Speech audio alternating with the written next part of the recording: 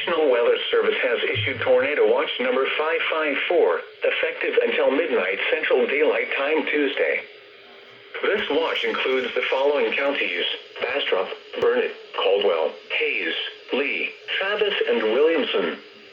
Remember, a tornado watch means the conditions are favorable for the development of severe weather, including tornadoes, large hail and damaging winds, in and close to the watch area. While severe weather may not be imminent, persons should remain alert for rapidly changing weather conditions and listen for later statements and possible warnings. Stay tuned to NOAA weather radio, commercial radio and television outlets, or internet sources for the latest severe weather information.